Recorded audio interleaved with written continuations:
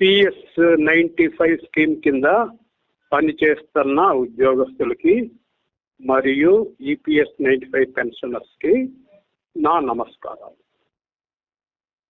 ఈరోజు ఏంటంటే సాధారణంగా పెన్షనర్స్కి ఎంప్లాయీస్కి వచ్చే సందేహాల గురించి మనం మాట్లాడుకుందాం. చాలామందికి డిమాండ్ నోటీసులు వస్తున్నాయి. డిఫరెన్స్ విత్ ఇంట్రెస్ట్ కట్టమని డిమాండ్ నోటీసులు వస్తున్నాయి. వాళ్ళ యొక్క ప్రశ్న ఏంటంటే, మేము ఇంత డబ్బులు కడితే మాకు ఎంత పెన్షన్ వస్తుంది, అంటే ఎంత హయ్యర్ పెన్షన్ వస్తుంది అన్నది వాళ్ళ యొక్క సందేహం. ఇది చాలా మందిలో కలుగుతుంది. ఎందుకంటే మాకు డిమాండ్ నోటీస్ ఇస్తున్నారు, అటువంటప్పుడు మాకు హయ్యర్ పెన్షన్ ఎంత వస్తుందో ఈపీఎఫ్ఓ తెలియచేయాలి కదా మాకు అని వాళ్ళ యొక్క వాదన. ఇక్కడ మనం తెలుసుకోవాల్సిన విషయం ఏంటంటే, మన సర్వీస్ ఒక గవర్నమెంట్ అండర్టేకింగ్లో 33 ఏళ్ళు ఉండొచ్చు. అంటే మనం 33 ఏళ్ళ క్రితం జాయిన్ అయి ఉండొచ్చు మనం. కానీ హయ్యర్ పెన్షన్ విషయంలో మాత్రం 16/11/95 నుంచి ఏ రోజైతే మనకి 58 ఏళ్ళు నిండాయో ఆ కాలాన్నే ఆ సర్వీస్నే పరిగణలోకి తీసుకుంటారు. సపోజ్ పిహెచ్ఈలో ఒక అతను 83లో జాయిన్ అయ్యాడు. 83 నుంచి 15/11/95 15th నవంబర్ 1995 వరకు అతని సర్వీస్ పరిగణలోకి తీసుకోరు. 16/11/95 నుంచి అతనికి ఏ రోజైతే 58 ఏళ్ళు నిండాయో ఆ రోజు వరకే అతని సర్వీస్ పరిగణలోకి తీసుకొని హయ్యర్ పెన్షన్ డిసైడ్ చేస్తారు. 16/11/95 నుంచి అతనికి 58 ఏళ్ళు నిండే వరకు అతనికి ఎన్ని ఇంక్రిమెంట్లు వచ్చాయి, ఎన్ని ప్రమోషన్లు వచ్చాయి, ఎన్నిసార్లు వాళ్ళ కంపెనీలో పే స్కేల్ రివైజ్ అయింది. తర్వాత 16/11/95 నుంచి 58 ఏళ్ళు నిండిన తేదీ వరకు అతను నాన్ కంట్రిబ్యూటరీ డేస్ ఎన్ని ఉన్నాయి, అంటే అతను జీతం పొందని రోజులు ఎన్ని ఉన్నాయి అన్నది కూడా లెక్కలోకి తీసుకుంటారు అన్నమాట. ఇది మరి ఈ విషయాలన్నీ ప్రతి ఒక్కరికి వాళ్ళకి ప్రత్యేకంగా ఉంటాయి. ఎవరికి ఎన్ని ఇంక్రిమెంట్లు వచ్చాయి, ఎవరికి ఎన్నిసార్లు పే స్కేల్ రివైజ్ అయింది, ఎవరికి ఎన్నిసార్లు ప్రమోషన్ వచ్చింది అన్నది వాళ్ళకే తెలుస్తుంది, కానీ వేరే వాళ్ళకి తెలియదు. అందుచేత నాకెంత పెన్షన్ వస్తుంది అన్న విషయంలో వాళ్ళ యొక్క డేటా వాళ్ళ దగ్గరే ఉంటుంది కాబట్టి వేరే వాళ్ళకి ఎవరికి తెలియదు అన్నమాట. తర్వాత ఏంటంటే, employees provident fund organisation first మనం డిఫరెన్స్ అమౌంట్ కట్టిన తర్వాత వాళ్ళు పెన్షన్ క్యాల్కులేట్ చేస్తారు. పెన్షన్ డిఫరెన్స్ అమౌంట్కి పెన్షన్ క్యాల్కులేషన్కి సంబంధం లేదన్నమాట. ఇప్పటి వరకు ఈపీఎఫ్ఓ సుప్రీంకోర్టు జడ్జిమెంట్స్ ప్రకారం చాలామందికి పెన్షన్ రివైజ్ చేసింది. అప్పుడు కూడా వాళ్ళెప్పుడు పెన్షన్ ఎంత వస్తుంది అన్న విషయాన్ని ఎవరికి తెలియపరచలేదు. వాళ్ళు డిమాండ్ నోటీసులు ఇచ్చి మీరు ఇంత అమౌంట్ కట్టాలి అని మాత్రమే వాళ్ళు డిమాండ్ నోటీస్ పంపించారు. ఎందుకంటే నేను చెప్పినట్టు ఇప్పుడు ప్రతి ఒక్కరికి ఎంత హయ్యర్ పెన్షన్ వస్తుంది అన్న విషయం వాళ్ళ యొక్క ఇంక్రిమెంట్ల మీద, ప్రమోషన్స్ మీద, మళ్ళీ వాళ్ళకి ఎన్నిసార్లు పే స్కేల్ రివైజ్ అయింది అన్న విషయం మీద ఆధారపడి ఉంటుంది. కాబట్టి ఈ విషయం ఎవరికి వారే సొంతంగా క్యాలిక్యులేట్ చేసుకోవాల్సిన అవసరం ఉందన్నమాట. దీనికి కామన్ ఆన్సర్ అనేది ఎక్కడా ఉండదు. అందువలన ఈ విషయంలో ప్రతి ఒక్కరూ ఈ విషయాన్ని గ్రహించి వాళ్ళు హయ్యర్ పెన్షన్ ఎంత వస్తుంది అన్న విషయంలో ఒక అవగాహనకు వస్తారని నేను ఆశిస్తున్నాను. రెండో విషయం ఏంటంటే చాలామంది నేను 35 సంవత్సరాలు పనిచేశాను, నేను 30 ఏళ్ళు పనిచేశాను, నాకెంత పెన్షన్ వస్తుంది అని అడుగుతారు. అక్కడ మీరు 37 ఏళ్ళు పనిచేశారా, 33 ఏళ్ళు పనిచేశారా, లేదా 30 ఏళ్ళు పనిచేశారా అన్నది ముఖ్యం కాదు. 16/11/95 నుంచి మీకు 58 ఏళ్ళు నిండే వరకు ఎన్ని రోజులు పనిచేశారు, ఎంతకాలం పనిచేశారు అన్నదే ఇక్కడ ముఖ్యం అన్నారు. 16/11/95 కంటే ముందు సర్వీస్ ఏదైతే ఉందో అది పరిగణనలోకి తీసుకోరు. ఎందుకంటే ఆ టైంలో మనం కంట్రిబ్యూషన్ కట్టింది ఎంప్లాయీస్ ఫ్యామిలీ పెన్షన్ స్కీమ్ 71 స్కీమ్లో మనం కంట్రిబ్యూషన్ కట్టాం. అప్పుడు కంట్రిబ్యూషన్ 2.32% ఆఫ్ A+DA.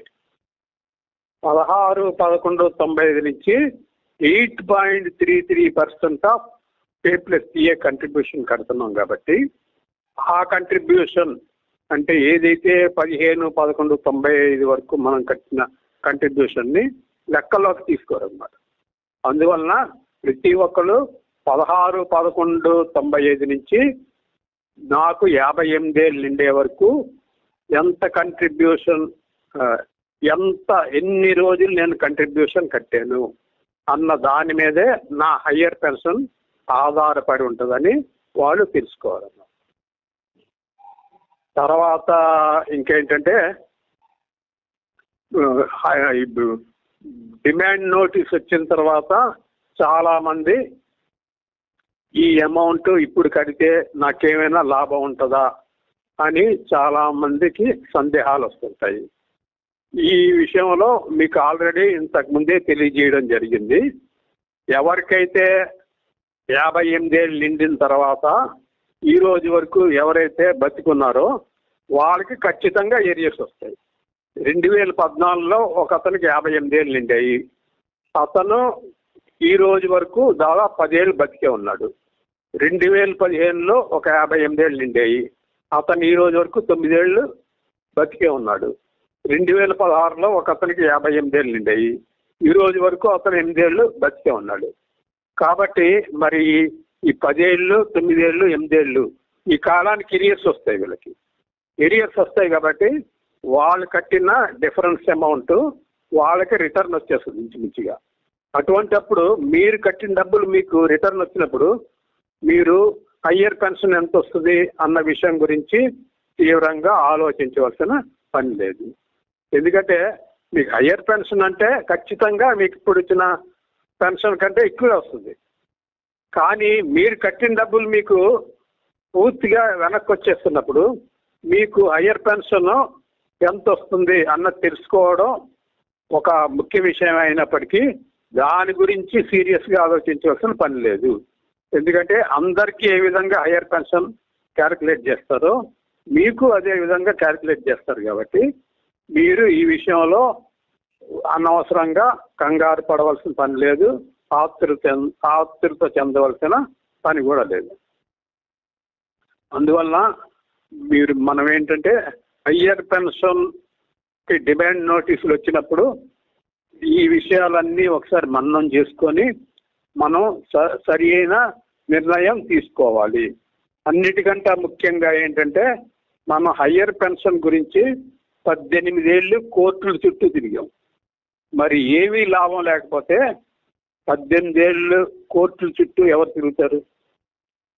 18 ఏళ్ళు కోర్టుల చుట్టూ తిరిగిన వాళ్ళల్లో ప్రముఖ పాత్ర వహించిన వాళ్ళు ఆఫీసర్స్. ఎక్కువగా పబ్లిక్ సెక్టార్ అండర్టేకింగ్స్లో పనిచేస్తున్న ఆఫీసర్స్ ఎక్కువగా చందాలు వేసుకొని వాళ్ళు మంచి మంచి లాయర్స్ని పెట్టి సుప్రీంకోర్టులో ఈ కేసుని నడిపించారు.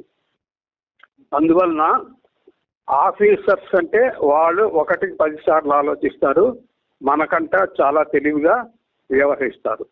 కాబట్టి హయ్యర్ పెన్షన్ వలన లాభం లేకపోతే వాళ్ళు 18 ఏళ్ళు ఈ కేసు గురించి వాళ్ళు పాటుపడరు కదా. అందువలన ఖచ్చితంగా హయ్యర్ పెన్షన్ అంటే లాభమే ఖచ్చితంగా ఉంటుంది. అందువలన హయ్యర్ పెన్షన్కి డిఫరెన్స్ కట్టే విషయంలో మనం సాధ్యమైనంత వరకు ఆ అమౌంట్ కట్టడానికి ప్రయత్నించడం చాలా మంచిది. ఎస్పెషల్లీ ఎవరికైతే ఏరియర్స్ వస్తాయో ఆ ఏరియర్స్ ఇంచుమించు మీరు కట్టిన అమౌంట్కి సమానం అవుతుందో అటువంటి విషయంలో వాళ్ళు వెనకం చెయ్యక్కర్లేదు. ఎందుకంటే వాళ్ళు ఈరోజు ఆ డిఫరెన్స్ అమౌంట్ ఎవరి దగ్గరైనా అప్పు తీసుకొని కడితే ఆ అమౌంట్ దాదాపు 2-3 నెలల్లో లేకపోతే మ్యాక్సిమం 6 monthsలో వెనక్కి వచ్చేస్తుంది. అంటే వాళ్ళకి అక్కడ ఏంటి ఆ 6 months వాళ్ళు ఆ అమౌంట్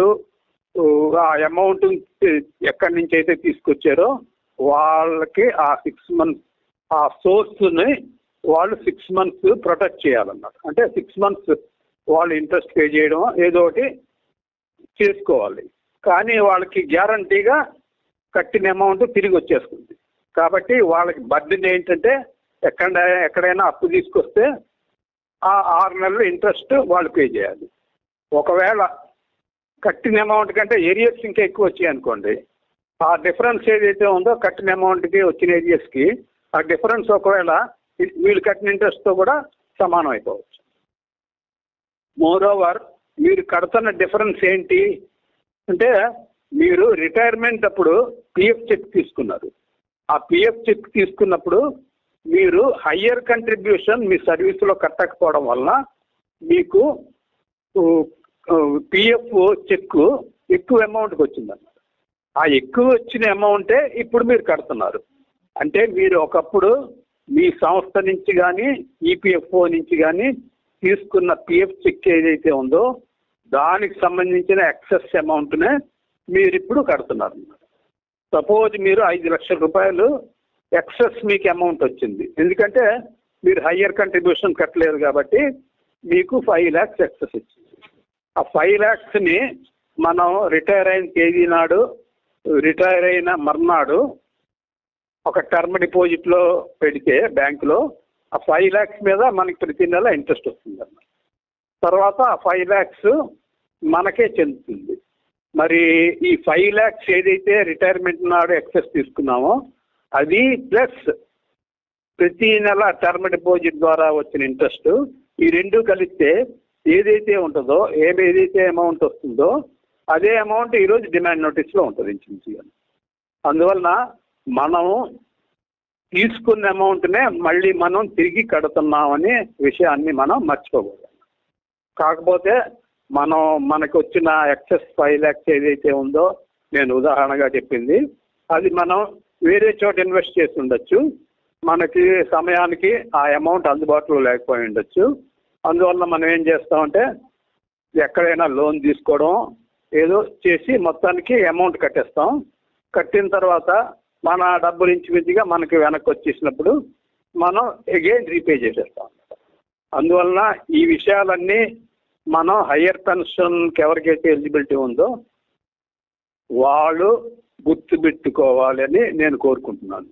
అది కాకుండా హయ్యర్ పెన్షన్ శాంక్షన్ చేసిందంటే సుప్రీంకోర్టు వాళ్ళకి ఉన్న విశేష అధికారాలు ఆర్టికల్ 124 ఉన్న విశేష అధికారాలతోటి వాళ్ళు హయ్యర్ పెన్షన్ శాంక్షన్ చేశారు. అంటే సుప్రీంకోర్టు తన విశేష అధికారాలను ఉపయోగించి ఇప్పుడు ఎవరికైతే హయ్యర్ పెన్షన్కి ఎలిజిబిలిటీ వచ్చిందో వాళ్ళకి సుప్రీంకోర్టు యొక్క విశేష అధికారాల ద్వారా హయ్యర్ పెన్షన్ యొక్క సౌకర్యం లభించిందన్నమాట. ఇక్కడ ఆర్టికల్ ఏంటంటే 142 ఆర్టికల్ 142 అన్నది సుప్రీంకోర్టుకి కొన్ని విశేష అధికారాలు ఇస్తుందన్నమాట. ఈ విశేష అధికారాలను ఉపయోగించుకొని మనకి హయ్యర్ పెన్షన్ శాంక్షన్ చేశారు. ఎందుకంటే మనకి ఈపీఎఫ్ఓ అమెండ్మెంట్స్ ఏవైతే తీసుకొచ్చిందో 1/9/2014 నుంచి ఆ అమెండ్మెంట్స్ అన్నీ సరి అయినవే అని సుప్రీంకోర్టు తీర్పిచ్చింది. తీర్పిచ్చిన తర్వాత వీళ్ళు హయ్యర్ పెన్షన్కి సుప్రీంకోర్టు గ్రీన్ సిగ్నల్ ఇవ్వడానికి వీల్లేదు.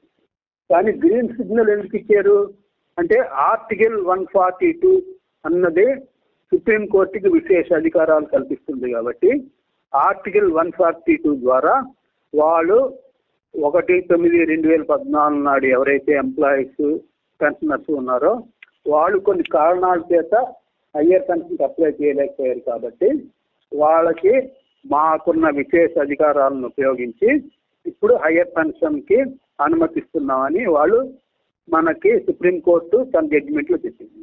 అంటే మనకి ఇప్పుడు హయ్యర్ పెన్షన్ వచ్చింది సుప్రీంకోర్టు యొక్క విశేష అధికారాల వలన.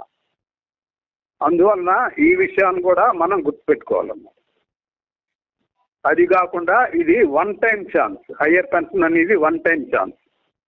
తర్వాత ఇప్పుడు ఎవరైతే హయ్యర్ పెన్షన్కి అప్లై చేయలేదో వాళ్ళకి ఇంకా హయ్యర్ పెన్షన్ అప్లై చేసుకోవడానికి అవకాశం లేదు.